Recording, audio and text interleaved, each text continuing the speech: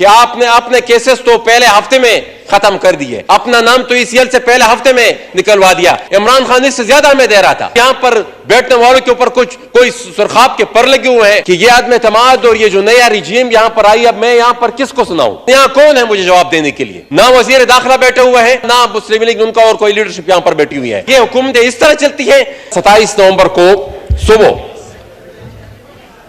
Islamabad airport से मेरी flight थी ताजिकिस्तान के लिए, और वहां पर हेरात सिक्योरिटी डायलॉग उनके इंतजामिया ने मुझे मदऊ किया, तो उसमें शिरकत के लिए मैं जा रहा था और इस्लामाबाद एयरपोर्ट पर मुझे रोक दिया गया बगैर किसी वजह बताए, और सिर्फ ये कह रहे थे वो कि हमें ऊपर से ऑर्डर है। शायद किसी हवालदार ने उनको कॉल कर दिया हो। गुजारिश यह है कि ये एक ऑर्डर है 17 अक्टूबर 2022 को। 17 अक्टूबर को पाकिस्तान की वफाकी काबीना के हुक्म पर मेरा नाम ईसीएल से निकाला गया था।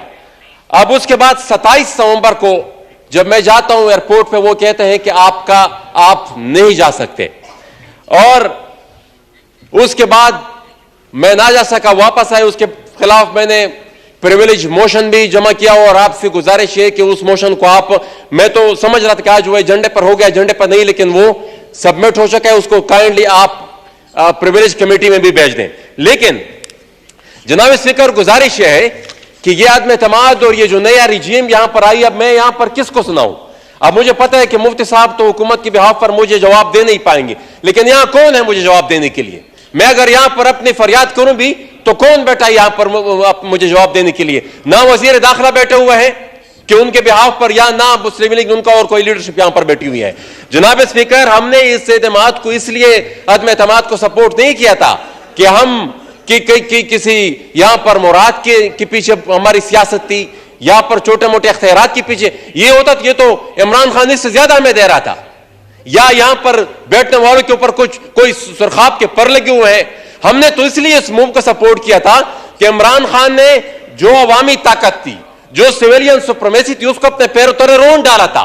जो अवामी इख्तियार था वो उसने सरेंडर किया था, और उसी की वजह से जो अदम एतमाद की मूव आई, हमने उस चीज को सपोर्ट किया। इसलिए नहीं था किया कि ये हुकूमत जो आएगी ये उन्हीं की जो सारे करतूतात थे उसको रेप्लिकेट करेगी। उनसे भी चंद कदम आगे है। आई एग्री विद मक्सी साहब। अब जनाब स्पीकर, यही अगर हमारा कंडक्ट हो तो हमें आइंदा के इलेक्शन के लिए इस मुद्दा के साथ अवाम के पास नहीं जाना चाहिए कि हमें वोट दें और हम आपकी नुमाइंदगी करें। आप इस नजरिए और इस सोच और इस मुद्दा के साथ आवाम के पास जाएं कि हमें वोट दें ताकि हमें वहां पर किसी हवलदार की नौकरी मिल जाए। यह नौकरी की सवा और कुछ नहीं है। ये क्या ये हुकूमतें इस तरह चलती है? जनाब स्पीकर, ये इस मुल्क में जमहूरियत के लिए यहां के पॉलिटिकल वर्कर्स और लीडरशिप ने काफी कुर्बानियां दी हैं। ये कुर्बानियां इसलिए नहीं दी कि हम यहां पर आकर जमहूरियत का गला कोड़ दें, जमहूरियत का गला कोड़ दें, और ये जमहूरियत के गले कोड़ने के मुतरादिफ ही है। ये हम किस मुंह से आइंदा फिर वोट की इज्जत दो के नारे के साथ आवाम के पास जाएंगे? जब ये अमल होता रहा, मेरी जात कोई मसला ही नहीं है, हम तो कितने अरसे से क्या क्या कुछ नहीं फेस करता रहे, लेकिन यह बात है कि जब फिर हम दावा करें तो फिर दावा भी ना करें। जब हम बात करें और पब्लिक के पास जाएं कि वोट को इज्जत दो के लिए आप हमें सपोर्ट करें, और फिर जब हमें वो इख्तियार हमारे पास आता है तो फिर कंडक्ट हमारा फिर ये होता है। और जनाब स्पीकर, मैं मजीद तो नहीं ज्यादा कुछ कहना चाहता, मैं सिर्फ यही कहना चाहूंगा कि ये जो हुक्मनामा है, ये जो ऑर्डर हुआ है वफाकी हुकूमत की तरफ से 17 अक्टूबर को, और इस हुक्म को एक हवलदार अपने पैरों तले रोनता हुआ चला गया, और नोबडी नोस कि उनको किसने डिक्टेशन दी, और वफाकी हुकूमत की तरफ से कोई जवाब ही नहीं है। मतलब कुछ ना कुछ कोई वजाहत तो होती ना। अब तक मिसाल 3-4 दिन हो गए, अब तक कोई वजाहत ही नहीं दे रहा है कि भाई क्या हुआ।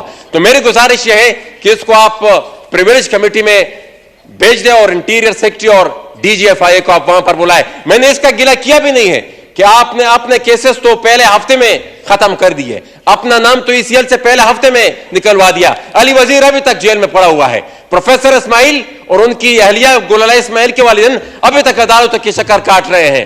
तो ये ये शायद फिर ये इनकलाब जो आया था, ये जो तब्दीली आई थी, या फिर शायद ये एक सूबे के लिए थी। बहुत शुक्रिया जनाब स्पीकर। Thank you.